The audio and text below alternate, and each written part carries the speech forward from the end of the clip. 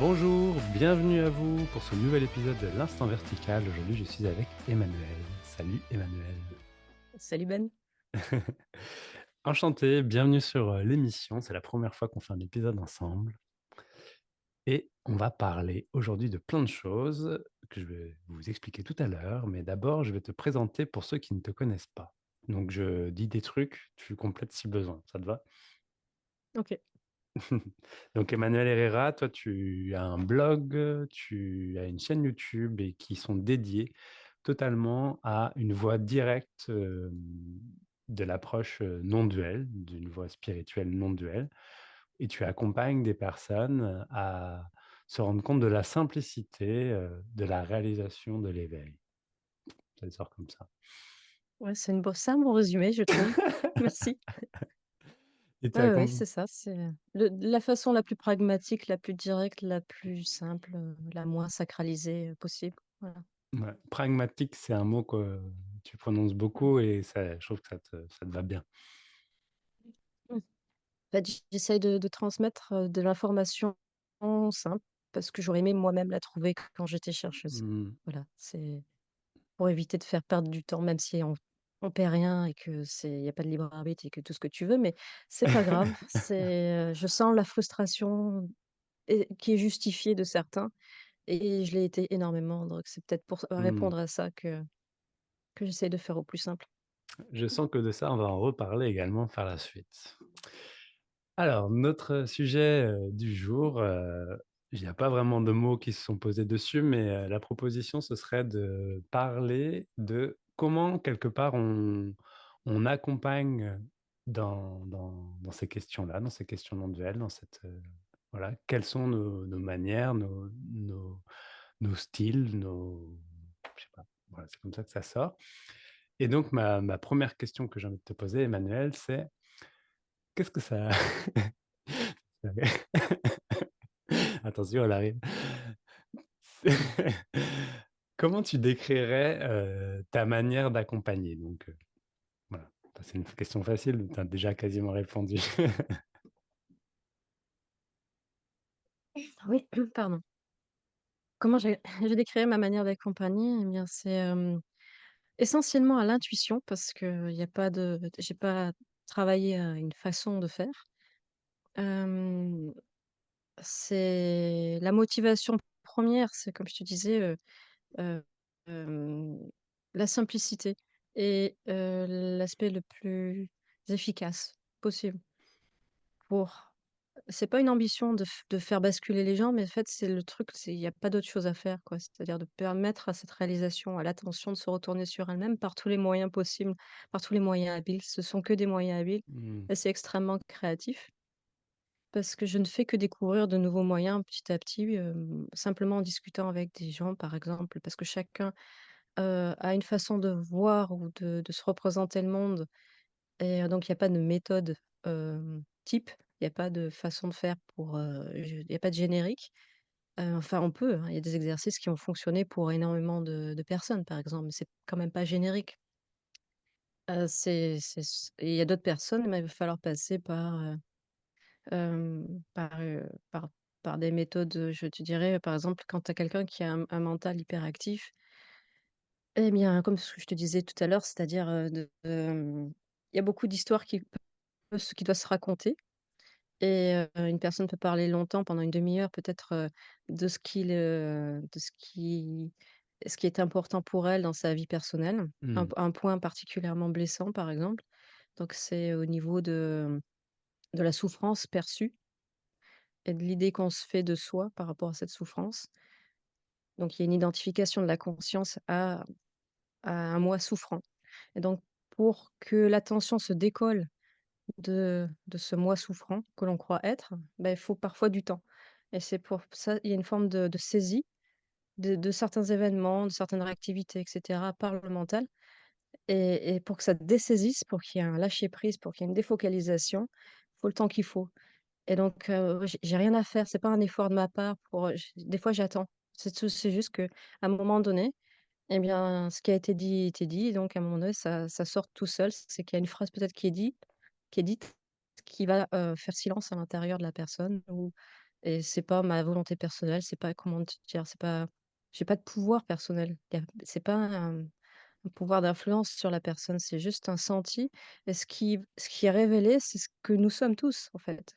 Donc en fait, c'est juste le miroir qui se dévoile de la présence au moment opportun et ça se fait tout seul. Mmh. Hem, voilà et en fait, là, quand je dis: «Il y a pas de méthode», c'est toujours arriver à revenir à qui es-tu maintenant? Et donc comme la réponse à ça, c'est le silence, comme la réponse à ça, c'est le soi, c'est-à-dire, l'absence d'identification à un moi précis, à un objet, c'est-à-dire c'est l'espace qui perçoit et bien, donc la méthodologie, elle peut être, dans toutes les directions, je dirais. Tous les chemins mènent au soi et en fonction de la personne qui est en face, bah, l'intuition va, me guider dans une façon de faire ou une autre. Mais sinon, ce qui se passe, c'est que je me mets à au diapason de la personne pour savoir comment aller. C'est essentiellement ça à la base Mmh. et je me laisse guider par elle et à un moment donné, bah, ça se fait tout seul. Voilà Non, et c'est parfois ça ressemble à du coaching, hein, ça. Des fois, il y a pas de réalisation, il y a pas de miracle. C'est-à-dire que, ouais. heu si essentiellement, j'essaie toujours, si tu veux, il y a peut-être la personne que je suis qui veut l'efficacité, quoi. Il y a un désir, ardent, très personnel d'efficacité, mais à la sortie, il y a toujours cet abandon du Mmh. résultat, évidemment, parce qu'il y a pas de résultat. C'est si la réalisation se fait pendant un entretien individuel, bah, c'est super ou pendant, une retraite en présentiel, bah, c'est super. Je crois que j'essaie toujours de quadriller, tous les possibles pour qu'il y ait plus de doute, en fait, en fin de session, qu'il y ait plus de doute sur ce que c'est que le soi. Mais si la personne, elle me vient avec une problématique particulière, que ça va prendre 1 heure, tu vois? Parce qu'il y a vraiment beaucoup de saisie de résistance, ben je peux rien faire, on pourra pas aller Mmh. jusqu'au bout et voilà et mais, c'est pas il y a pas de déception ou quoi que ce soit évidemment, hein, on fait un bout de chemin ensemble, c'est tout. Mmh. Et par rapport à ce pragmatisme que tu évoquais en intro, tu disais par exemple, voilà, le moins de mystère possible et cetera, d'aller directement à l'essentiel, à quelque chose de direct, voilà. Est-ce que toi, dans ton cheminement, par exemple, quand tu étais en quête, quand tu étais chercheuse, le fait que, je sais pas, tu as parlé de moyens habiles, donc j'imagine que tu as du bouddhisme tibétain, par exemple, ou que tu as lu des, des auteurs ou des traditions, on va dire, qui ont des symboles, qui ont des univers et cetera. Est-ce que tu as senti que c'était pas, du coup, direct et que ça pouvait, biaiser, on va dire, le cheminement? Enfin, je sais pas si on peut dire ça comme ça, mais Je veux dire que la culture ou ce qu'on aurait pu lire de certaines choses, et ben, en fait, si tu veux, je me sers pas du tout de ce que j'ai pu lire ou parce qu'en fait, mmh. j'ai quasiment rien lu, je t'avouerai. On peut me le reprocher d'avoir aucune culture, mais en fait, ce qui me vient, ça vient juste de l'observation. C'est ce qu'ils appellent le neti-neti, quoi, découvrir que je ne suis ni ceci ni cela. Le soi n'est ni ceci ni cela et c'est depuis cette, stratégie, qui est mentale à la base de dépouiller, c'est-à-dire de faire de la soustraction, c'est-à-dire honnête.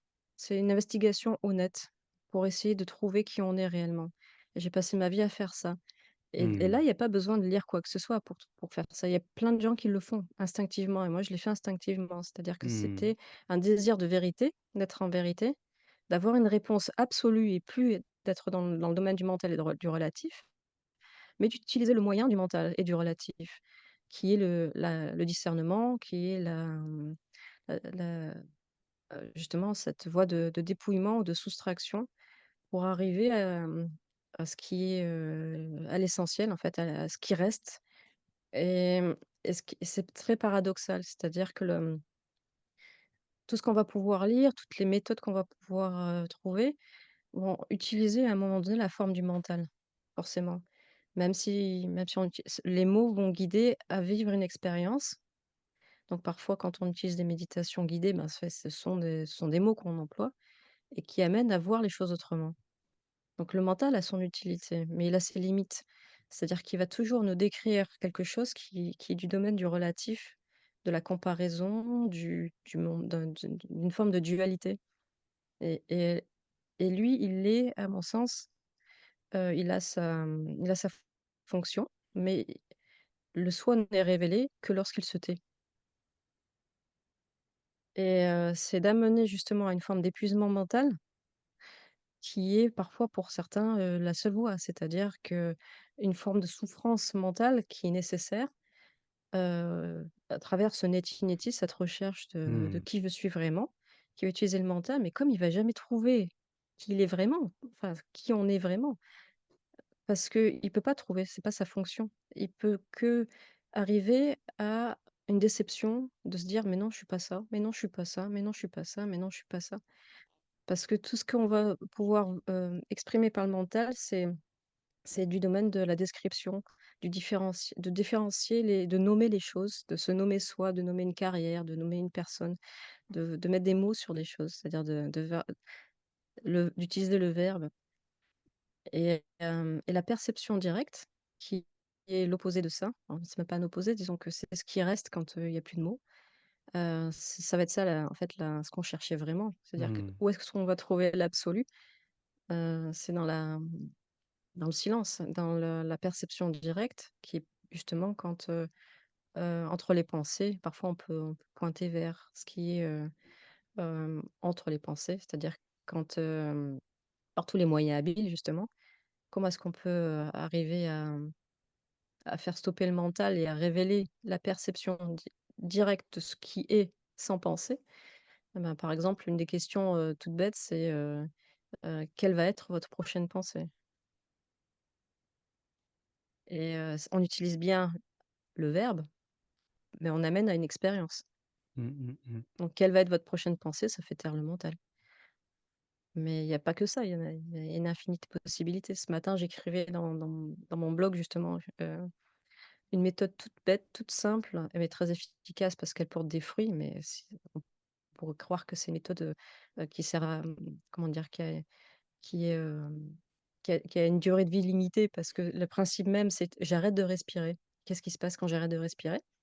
Bloquer faites, tu sais, tu te mets en apnée 2 secondes, 3 secondes, 5 secondes, 10 secondes et ben, en fait, tu peux pas penser en même temps, pas tout de suite en tout cas Mmh mh. et ce que ça fait, c'est que ça laisse le champ libre pour la perception directe et ça des fois, ça ouvre simplement cette réalisation que c'est possible d'exister sans penser et c'est pour ça que je dis c'est un fruit qui un changement de paradigme pour certains, c'est: «Mais en fait, j'existe sans penser. En fait, je suis, que je pense ou pas». Mmh. Et d'ailleurs, ça peut être, ma prochaine question, c'est, qu'est-ce que dans les accompagnements que tu fais, dans toutes les situations que tu t'es retrouvé, on va dire, à accompagner des personnes, quels sont les freins, réels sur lesquels les gens sont hyper focalisés, qui empêchent de voir l'évidence? Hem, c'est la projection d'eux-mêmes et de leurs difficultés. C'est-à-dire Mmh. que je vois souvent, c'est le «oui mais», classique, c'est-à-dire qu'ils Mmh. ils perçoivent la présence qu'ils sont. «Oui mais» ou alors j'arrive au silence parfois: «Oui mais je repars dans l'identification». Et donc qu'est-ce qui se passe quand on se dit ça? C'est qu'il y a une projection visuelle de soi en train d'être identifié, en train de souffrir, en train de faillir à nouveau à sa tâche d'être parfait, en Mmh d'autres mh. termes, ou d'être pas assez éveillé ou de pas ou de à nouveau de se prendre les pieds dans le tapis comme, dirait, une personne, un ami à moi, de se prendre les pieds dans le tapis de l'identification, de croire à l'histoire. Et alors? Je te dirais, à un moment donné, je vois bien aujourd'hui comment ça se passe pour moi dans ma vie, c'est pas l'histoire, c'est plus un problème. C'était quoi qu'on cherchait à la base quand on cherchait l'éveil? Parce que là, on finit par juger l'identification. Ça devient même le nœud, Critère, ouais. se qui fait que le mental il tourne en boucle sur lui-même en se disant, «Je suis pas, il y a toujours quelque chose à faire, c'est toujours pas fini, je suis toujours en quête». Mais la quête, elle peut s'arrêter si tu réalises, c'était quoi que tu cherchais à la base? Et une fois que tu vois ce que c'était que tu cherchais à la base, tu peux t'en contenter peut-être. Mais la plupart des gens ne s'en contentent pas, ça suffit pas. Faut remplir, faut boucher le trou du vide, quoi. Mmh. Il y a ça aussi, c'est-à-dire que une forme d'ennui qui peut arriver, quoi. Oui. une forme de mais vraiment, comment je suis quand je suis juste seule avec moi-même et que je suis pas stimulée par mon téléphone portable. Ou que je sois pas sur des vidéos YouTube. C'est ça. Est-ce qu'on peut me laisser dans un coin, comme ça, comme une plante verte et est-ce que j'arrive à rester s sans injonction intérieure, sans culpabilité, sans me mettre en mouvement à nouveau, sans remplir ce vide? Est-ce que j'arrive à goûter cet instant et à voir qu'en fait, c'était ça Mmh, que je cherchais?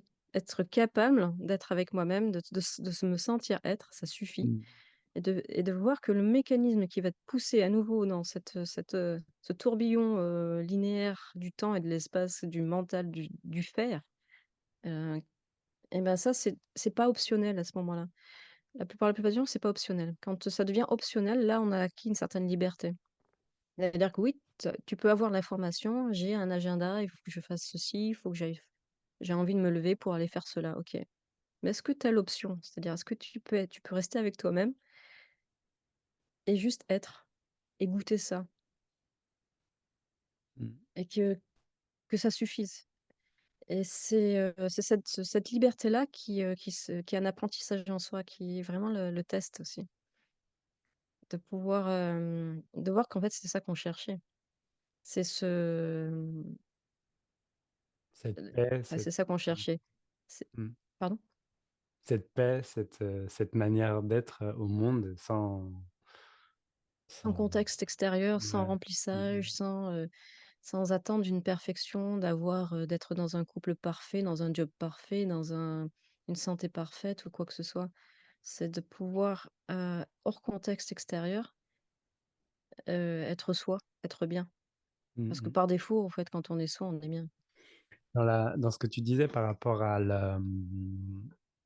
tu vois, cette, ce perfectionnisme en fait, de l'identification, de l'éveil et cetera.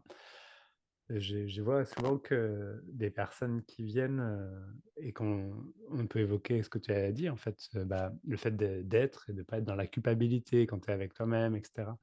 Tu vois, juste d'être comme une plante verte dans le silence et là où je vois que il y a vraiment ce mental qui arrive par la porte de derrière, mais qui est de dire: «OK, mais là j'en vois de la culpabilité et donc ça veut dire que je n'y suis pas». Et enfin, ce que j'aime, rappeler, c'est-à-dire que c'est pas parce qu'à un moment tu es pas dans cet espace d'ouverture, de sentir que tu es, qu'il y a pas des pensées qui pourraient être de l'ordre de la culpabilité. C'est juste, qu'elles ne s'accrochent pas et elles ne font que passer et qu'elles ne te définissent plus, en fait. Et C'est c'est ça. que dans Mmh. cette culte de la perfection, souvent, quand on écoute quelqu'un qui parle, j'imagine que quand on regarde tes vidéos ou qu'on regarde des vidéos de quelqu'un d'autre, même si elles sont très pragmatiques, bah, il y a forcément une recherche de perfection derrière. Mais justement, c'est cette recherche de perfection, c'est ça qui est, quelque part à mettre en lumière. Est-ce que Oui. tu sens que c'est vraiment, Ouais, ouais. ça la c'est dans cette direction-là que Ouais. ça va aussi? Une des choses heu, qui peut donner l'impression que c'est pas fini ou Ouais, qu'il y c'est a ça. quelque chose encore, Mmh. qui est pas atteint et que, parfois celui qui enseigne, il en sait plus que toi et que Mmh. ouais, ça se joue à des détails, en fait. Ça se joue à ça aussi, c'est-à-dire ouais, bah, d'arriver à,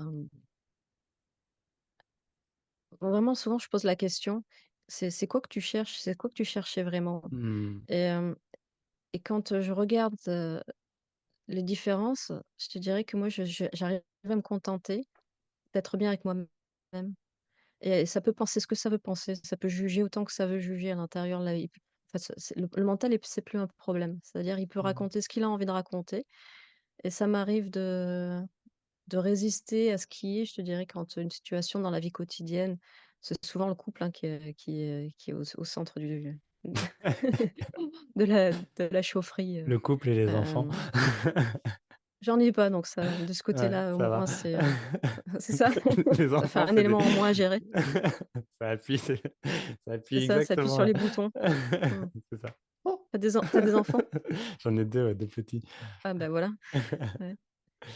Donc tu vois ce que j'imagine que c'est voilà, ce sont des éléments, et qui enfin, ce sont des endroits où ça peut venir vraiment, frotter le ou provoquer en Mmh. miroir, ce que jamais on pourrait imaginer qui peut nous faire réagir.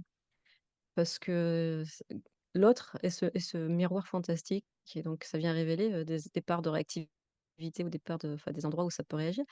C'est super instructif. Moi, je le vois si tu vois ça comme un problème, ta réactivité, Mmh. tu en as pas fini, quoi, c'est pas possible. Si tu Mmh. vois ça comme: «OK, bah, j'ai une opinion là-dessus, j'ai une préférence là-dessus, il y a un truc en moi qui est blessé parce qu'il y a une attente que ça soit autrement». Bah, aujourd'hui, j'ai plus de peur de la peur ou plus honte de ce qui se passe, quoi. C'est-à-dire, il y a plus de résistance à la réactivité et ça a vraiment beaucoup aidé sur le parcours.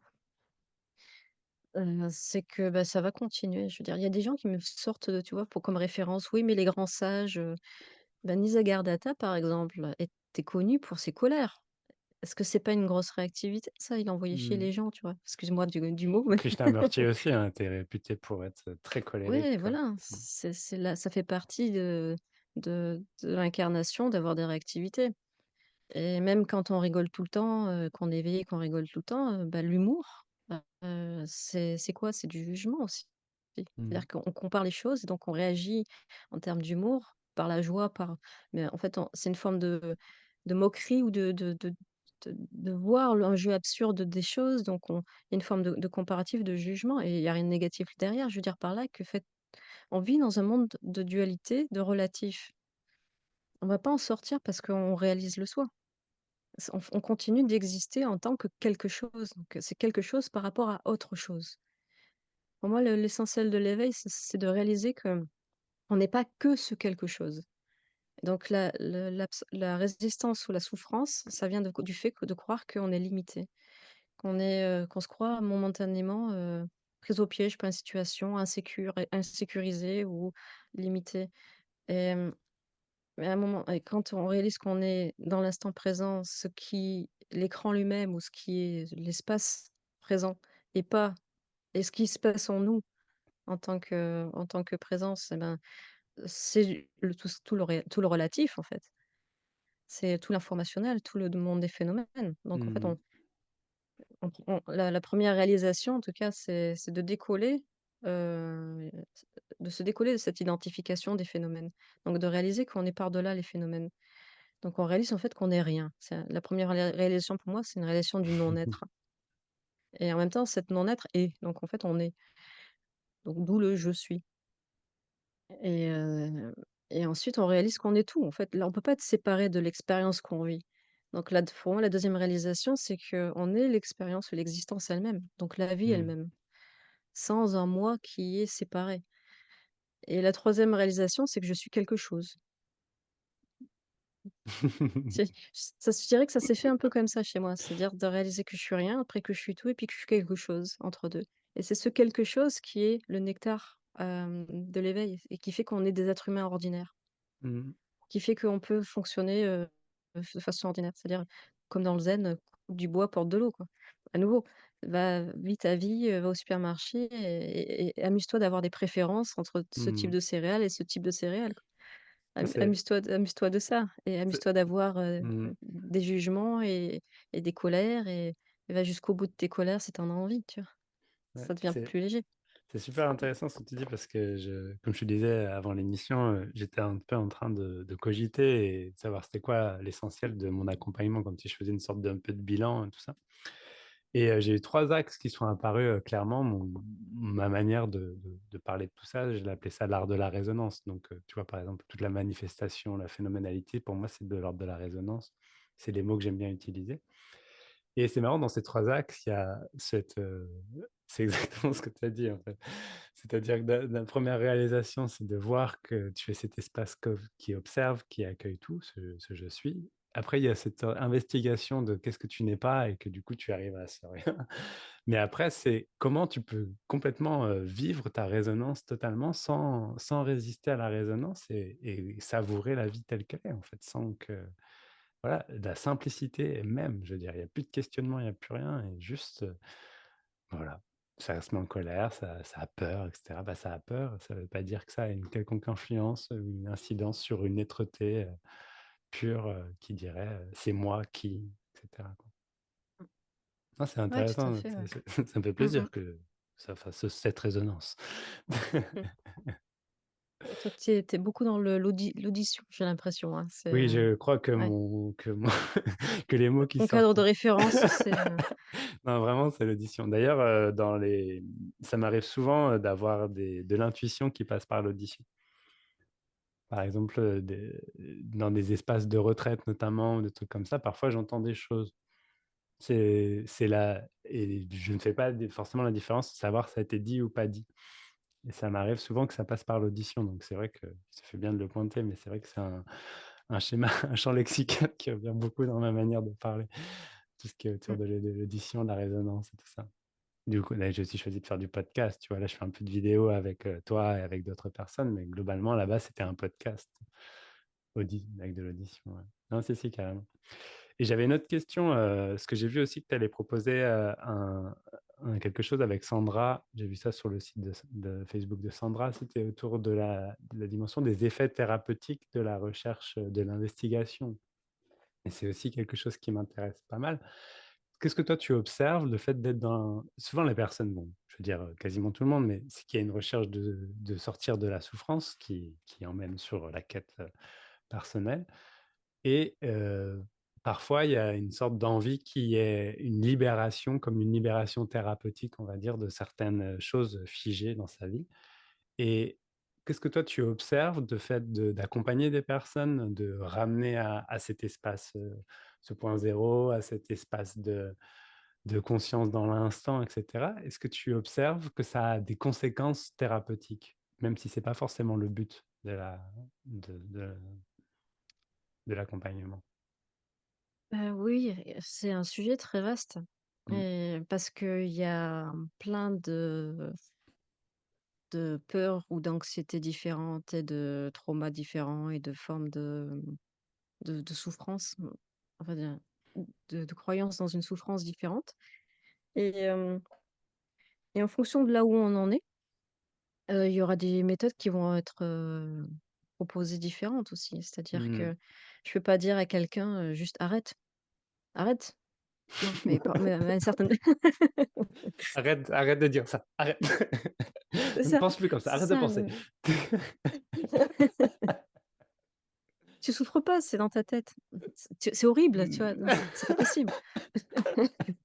Tu t'es inventé des histoires. C'est une pensée, c'est ça, c'est une projection. C'est que ça n'est la souffrance n'existe que dans ton mental, dans ta projection mentale. Oui, mais et non, c'est pas possible. Donc en fait, on va faire en fonction de, dire, je suis passée par tout un processus moi-même de de recherche. Je me suis formée à des thérapies, post-éveil, hein. C'est-à-dire, je me suis formée à la kinésiologie, j'ai appris l'EFT. Pourquoi? Parce que je réalisais que, mon système nerveux, il était pas, aligné avec la réalisation du soi. Alors moi, il y avait encore des résistances, des trucs qui me des anxiétés sociales, par exemple. Mmh, heu, j'ai toujours eu peur d'être une personne, moi. C'était un truc assez particulier et chacun a des phobies, comme je te disais, diverses et variées. J'avais peur qu'on me prenne pour quelqu'un. C'est et voilà, donc d'assumer un rôle et d'être, on me dise: «Fais ceci ou cela» ou Mmh. qu'il y ait une projection sur moi d'une attente particulière. Je suis pas la seule, hein, donc ça peut peut-être résonner avec d'autres. La peur d'être quelqu'un. Un truc assez étrange, mais bon, ça existe et ça crée de l'anxiété sociale, tu vois?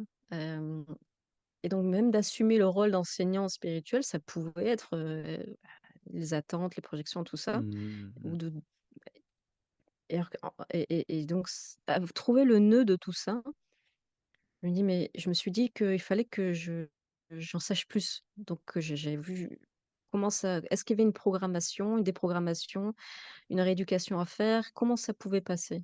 Je suis passée par le champ informationnel parce que si tu commences à étudier un petit peu le FT ou la kinésiologie ou les constellations familiales et systémiques, tu vois que, hem, au niveau du champ informationnel, bah, il y a énormément à apprendre. C'est pour ça que je te dis c'est un vaste sujet. Mais on peut passer par le champ informationnel pour, hem, faire, émerger, des émotions qui sont normalement, au niveau de l'inconscient, Mmh. en ayant accès à, de l'information qui sont pas forcément de la qui c'est pas de l'information locale, ça peut être des mémoires ancestrales, des mémoires transgénérationnelles et ou de l'inconscient collectif d'ailleurs. Hem, C'est-à-dire qu'on peut avoir des peurs qui sont en fait des peurs humaines, des peurs, de l'inconscient collectif. La peur d'être vu, par exemple, ou la peur d'être mangé vivant par l'autre, qui a une peur Mmh. animale. Et ça, il y a des échos dans nos vies. C'est-à-dire que ce sont pas des peurs qui nous appartiennent vraiment. Et tout ça, ce sont des points d'interrogation que j'ai trouvé très intéressants, tu vois? Donc j'ai ouvert des tiroirs, j'ai farfouillé là-dedans pour essayer de comprendre. Et au fur et à mesure, ça se liquidait en moi. C'est-à-dire il y a beaucoup de lessivage qui a été fait parce qu'il y a plein de choses qui émergeaient de l'inconscient, que je pouvais voir à la lumière de la présence. Parce que c'est essentiellement ça qui se passe quand on fait une thérapie aussi, c'est que ça permet de faire émerger des points inconscients, de pouvoir vivre une émotion qui était jusqu'à présent peut-être, lors d'un trauma, on a vécu une dissociation, donc on n'a pas pu vivre complètement une émotion, on l'a mis de côté. Donc là, elle ressort, puis elle peut être vécue complètement et puis après on passe à autre chose. Mais pour pouvoir passer Mmh. à autre chose, parfois on passe par des thérapies, donc c'est OK. Pour pouvoir faire émerger ce qui ne veut pas émerger tout seul ou pas assez rapidement à notre goût en tout cas. Mais est-ce qu'il y a quelque chose à faire? Est-ce qu'il y a un effort à mettre? Est-ce qu'il y a une vo est-ce qu'on a un problème, tu vois? Est-ce qu'on a un Mmh. problème? Non, il y a Mmh. pas de problème, en fait. Et il y a cette illusion dans la thérapie, à mon sens, en tout cas, qui peut perdre les gens et qui dit que j'ai un problème et si on part de ce principe-là, ça n'a pas de fin. Parce qu'effectivement, on va continuer à gratter dans l'inconscient et on va continuer à trouver quelque chose. Il y a toujours un endroit où ça va réagir, il y a toujours un endroit où ça va faire quelque chose. Qui en nous qui va nous rappeler à une vie antérieure, à, une mémoire ancestrale, à papa, maman et à toute la famille, dans les voix dans notre tête Mmh. qui parlent toutes seules. On va retrouver, papa ou maman qui s'expriment, par exemple, qui nous jugent, qui nous critiquent ou qui nous aiment pas assez, et cetera. Bon, c'est, c'est un pour moi, les thérapies, en fait, ça a beaucoup de bien, ça apporte beaucoup de bien, mais ça nous enseigne aussi qu'à un moment donné, il faut lâcher prise de l'histoire et c'est à ça que j'en suis arrivée. C'est-à-dire qu'en fait, il faut lâcher prise de l'histoire, point et que peut-être mais j'en suis arrivée là parce que je suis passée par ce que je suis passée avant, c'est tout. Donc c'est une invitation à aller voir par soi-même, à Mmh. explorer par soi-même et à pas penser que ce que je dis, c'est la vérité absolue. Mmh. C'est une vérité parce que personnellement, j'en suis arrivée à cette conclusion-là et que ça s'est dépouillé au fur et à mesure de d'autres possibilités et aujourd'hui, je te dirais, pour moi, à quoi ça ressemble, il y a pratiquement plus d'anxiété, il y a pratiquement plus rien, mais j'en suis arrivée à la conclusion que stop, ça suffit. J'ai abandonné.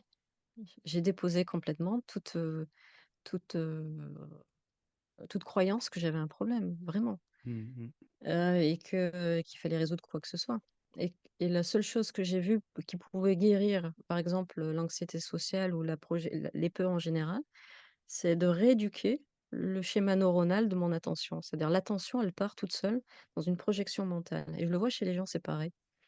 Quand je suis en discussion, je vois que le regard, il part dans une image, on se raconte notre vie et quand dans le cas de l'anxiété, par exemple, ou le mental, il est très paranoïaque. Donc il projette une image très rapide. Cette image est associée à une réactivité. Donc le système nerveux réagit tout de suite et pendant 1 minute 30, ben, Mmh. en fonction de cette réactivité-là, on aura, toute une chimie qui se met en place dans le corps, qui est associée à la panique, au stress et cetera et puis après ça redescend. Si on n'alimente pas l'image, ça va redescendre. Mais cette première image mentale qui est une pensée très fugace, mais qui déclenche la réactivité, c'est pour moi de la parano. C'est-à-dire c'est une habitude de fonctionnement, c'est chronique. Mmh. On a peut-être ça depuis l'enfance. Ça nous permet, d'éviter le pire. On essaie en tout cas, en anticipant le pire, d'éviter le pire. Donc c'est un fonctionnement habituel où ça essaie de nous mettre en sécurité. Et donc pour moi, le truc le plus efficace pour stopper l'anxiété, c'est de stopper ce mouvement automatique du mental. C'est-à-dire que l'attention, ben, on l'empêche, on la rééduque pour qu'elle ne fonctionne pas selon les mêmes schémas, le même sillon neuronal. On revient ici et maintenant, pour être très simple. Mmh. C'est qu'au lieu d'aller dans une projection mentale, on respire, par exemple, on revient dans le corps et dans le vide, dans le point zéro. On revient ici maintenant et donc ça petit à petit, on perd l'habitude de fonctionner selon ce mode de fonctionnement qui est chronique, c'est-à-dire on anticipe le pire, on une projection mentale se fait, une image mentale apparaît. Non, on revient ici et quand on sent que ça va vers cette projection mentale, on coupe complètement, stop. La technique du stop, c'est-à-dire stop et on peut même fermer les yeux, peu importe la situation et on vient au point zéro et on attend. Il y a rien à faire, il y a pas d'effort à faire, il y a pas de solution à trouver. Il y a pas besoin d'essayer de trouver l'origine du trauma, de rentrer dans l'histoire, de se casser la tête. Non, c'est juste une réécriture d'un schéma habituel de fonctionnement et ça, j'ai trouvé que c'était pour moi aujourd'hui, enfin le truc le plus efficace. Mmh. Voilà, Est-ce en que résumé. ça pourrait même être, la conclusion de cet entretien? De dire qu'au final, accompagner des personnes, que ce soit, que c'est le sujet de la non-dualité, de l'éveil, comme ça, au final, c'est pas juste de la réécriture de sillon, peu importe les conséquences et cetera et que c'est au final de la réécriture de plein de choses qui pointent vers quelque chose qui est absolu et la réalisation de cet absolu. Mais qu'au final, on crée des conditions propices pour que cette absolu ah! Il y a le chat qui passe. C'est ça, Et du coup, de la voir porte, il a que, dû réussir. voilà, je sais pas qu'est-ce que tu en penses, de se dire qu'au final, de créer des conditions propices à l'évidence, c'est aussi réécrire des sillons pour que de nouvelles manières de vivre, maintenant soient possibles. Oui, hem et en même temps, oui, oui, c'est ça à un certain niveau et en même temps la réalisation du soi, c'est pas donné, à la naissance, si tu veux, c'est Mmh. pas pour tout le monde en tout cas. C'est-à-dire que cette 1re réalisation, qui est, un détachement des phénomènes justement de l'attention de ce qui se manifeste, elle est essentielle. Ça permet beaucoup de un travail plus facile. Ça permet de déjà de vivre mieux même heu, des traumas qui resteraient là en arrière-plan. Mmh. Ça simplifie la vie grandement. Ça permet d'avoir cette distance nécessaire et d'accepter les manifestations telles qu'elles sont. Je vais essayer de Ouais, ouais. ouais, voilà, Bah, c'est bon.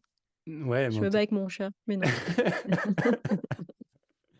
ah ouais, mais c'est vrai aussi, bon après, est-ce que c'est pas là à la naissance, ça, on sait pas vraiment comment vivent les bébés, là et qu'on peut voir aussi qu'il y a une forme de présence chez les bébés. Mais, en tout cas, c'est vrai qu'à un moment, chez les êtres humains et ça c'est quasiment pour tous les êtres humains, sauf rares exceptions et voilà, il y a un moment d'identification, et la construction d'un moi défini va venir et se mettre dans la machine et créer, quelque chose qui ne croit pas à l'évidence que voilà, qui crée une séparation concrète. En tout cas, ça, c'est clair. Donc c'est cette rééducation-là, quelque part, c'est une image, de la rééducation, mais ça Oui. participe à la réalisation. Oui, oui, puisque finalement ouais, c'est une forme de rééducation, ouais. C'est-à-dire, puisqu'il y a ce neti-neti, Mmh mh. de soustraire, on se soustrait à une identification, en fait. C'est pour arriver, à cette liberté d'être soi-même. Mmh. Hem, pour comment on fait pour revenir à ce soi-même?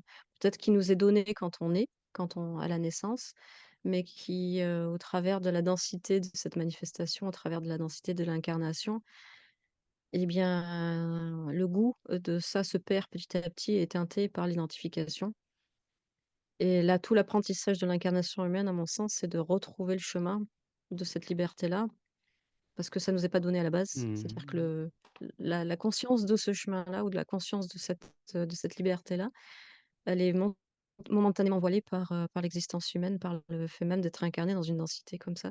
C'est-à-dire dans cette avec autant de voiles, avec autant de conditionnements